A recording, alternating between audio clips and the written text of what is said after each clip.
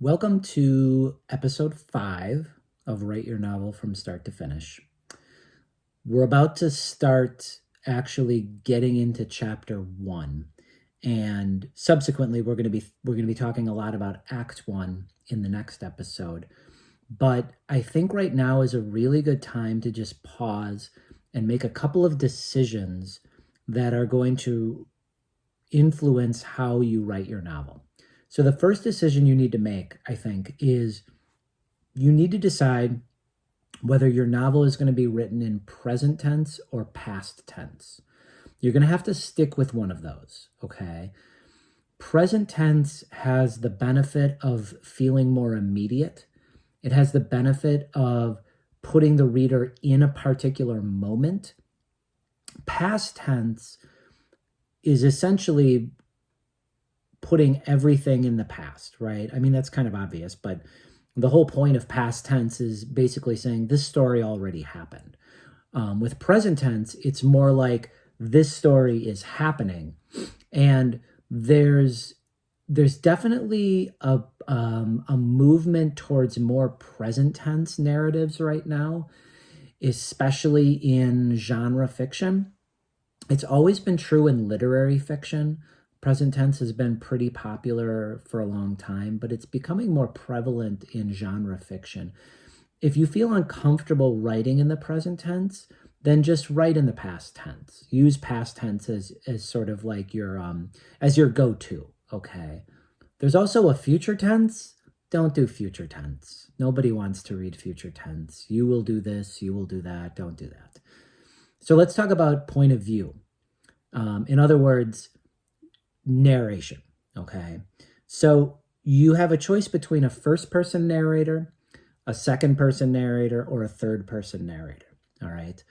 The first-person narrator has a couple of benefits to it. One is that you get to become very intimate with the reader, your main character. Your protagonist is telling the story, and so your reader's going to feel very, very close to your protagonist. Your protagonist can lie to the reader if they really want. The narrator can lie to the reader, but more often than not, the narrator, your protagonist, is going to be truthful with the reader, and maybe only the reader. The reader might be the only person in the entire novel, characters and otherwise, that the narrator or protagonist is routinely telling the truth to.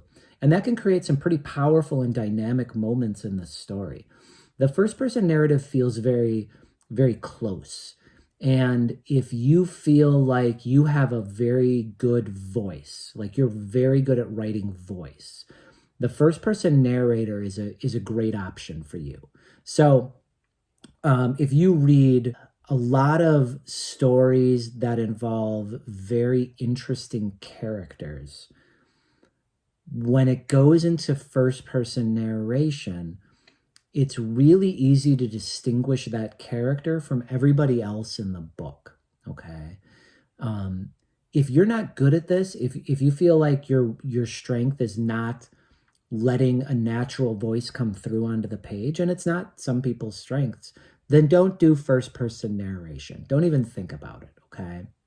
You want first-person narration if your character has a voice that is dynamic and interesting, and doesn't feel like it's written by a very passive third-person narrator, okay? And we'll get to that in a sec. But let's talk about second-person narration. It's very uncommon. Second-person narration basically puts the reader into the shoes of the protagonist or the main character. It can feel very clunky. It can feel very, very challenging to write. Sometimes it can be hard because you as a writer, you're going to worry a lot that if you're giving the you character like too many details, you're going to worry constantly that the reader is going to reject that character because the reader doesn't share those details. If you want a really good example of this, A Prayer for the Dying by Stuart Onan, it's a really, really good book. It's written entirely in the second-person narration. So the you of the story is the main character, and the you of the story is this sheriff of a small town where a disease is spreading through the town. And it gets a little, I wouldn't say gruesome, but it definitely gets a little uncomfortable. So it works because Stuart Onan is such a wonderful writer, and it works because he develops the you character so well that readers can accept it and recognize there's a little bit of distance between the reader and this particular character. Even though the entire time Stuart Onan is using you, there's still a little bit of distance between the reader and that character. He pulls this off because he's a fantastic writer. I would, like, out of the 3 types of narration, this is the one I would most commonly avoid, okay?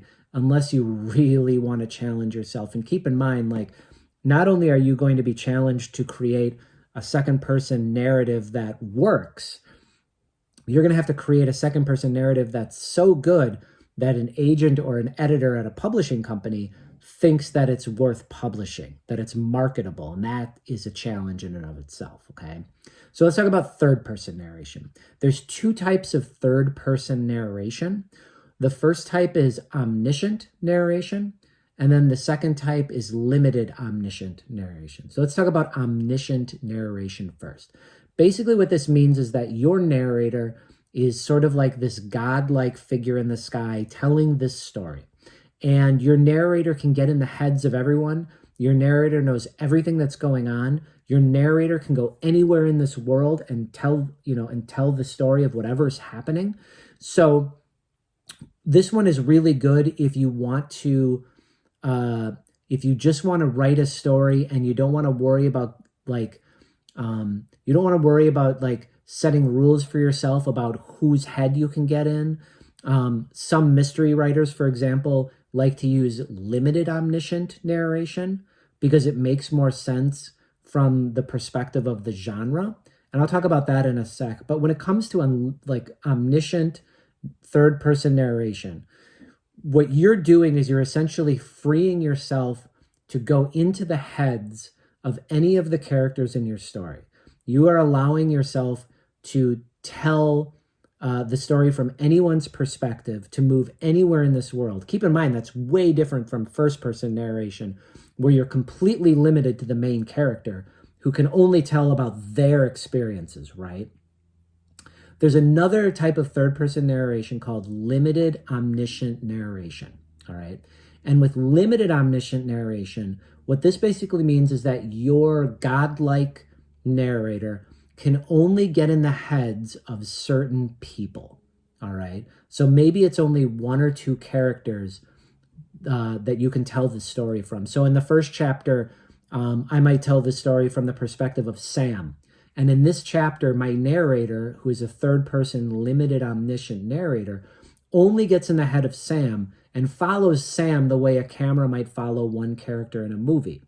In the next chapter, I might move to one of my other characters somewhere else in the story and only tell the story from that character's perspective and only get in the head of that particular character. Maybe Sam is somewhere else. Maybe Sam is incapacitated in some way and I need to go to some other part of, like, some other character to rescue him or whatever. So limited omniscience means every chapter you're only getting in the head of one particular character. You're not moving around in the heads of other characters. You're not switching perspectives in a particular chapter. There are, this works really well for mysteries, right? Because in a mystery, if you're using omniscient narration and you don't get in the head of the murderer, because why, if you get in the head of the murderer, then the reader's going to know who the murderer is, right? If you get into everyone else's head but the murderer, the reader's going to quickly pick up on that and be like, oh, this guy's the killer, because we never hear his thoughts. We never hear from his perspective, right? But if you use limited omniscient narration for a mystery and you only get in the head of the detective or the person trying to solve the mystery, everyone else's motives are a mystery, right?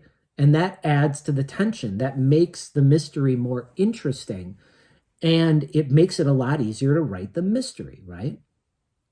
There are ways to make limited omniscience fun in like a horror novel, because you could tell a story from the perspective of different characters.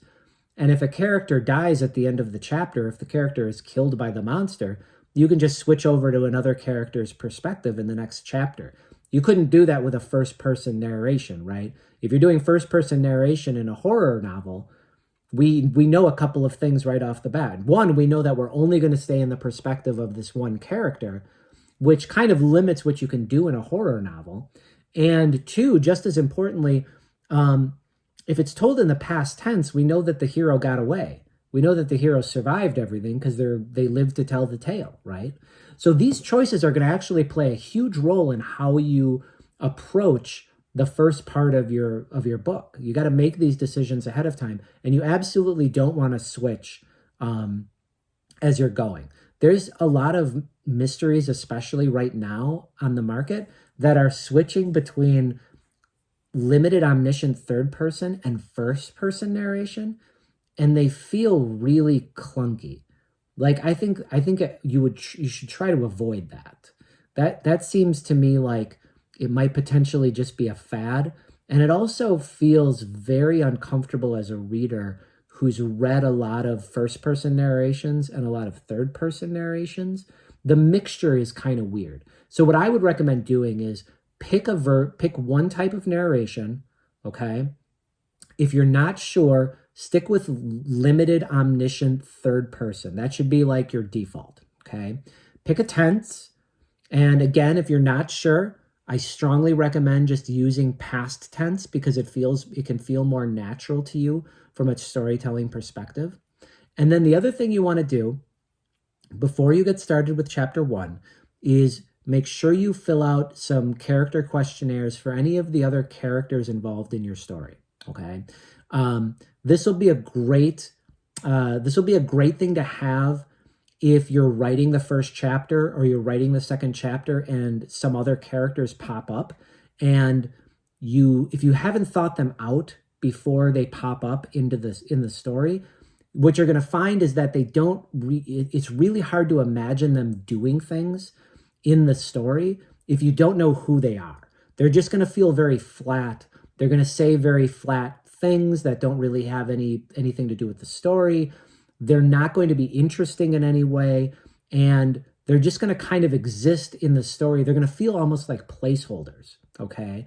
So what we're essentially doing in this video here is we're just kind of like setting the stage for the beginning of the story, so when we jump into it, we don't have to stop and make a bunch of decisions. We can just keep rolling, okay? And what we're going to do in the next video is we're going to talk about Act 1, which includes Chapter 1 and maybe Chapter 2 and 3, and try to figure out what we need to accomplish in Act 1 so that we can get to the really interesting stuff that takes place in Act 2. And I'm using movie terms here because I just want you to start feeling comfortable imagining your story divided into sections. And as we go forward, I'll probably only publish one video per week going forward. And if you have questions, you can leave questions in the comments, and I'll occasionally do a question and answer video to make sure that nobody feels kind of left out and nobody feels like they're left behind if they're feeling stuck on something that they don't understand, okay? So when you are ready to write Chapter 1, you've made a decision about tense, you've made a decision about perspective, narration, you've made character sheets and questionnaires for all of the characters who might pop up early on. We're ready to go. Let's move into Chapter 1 together, and let's get writing.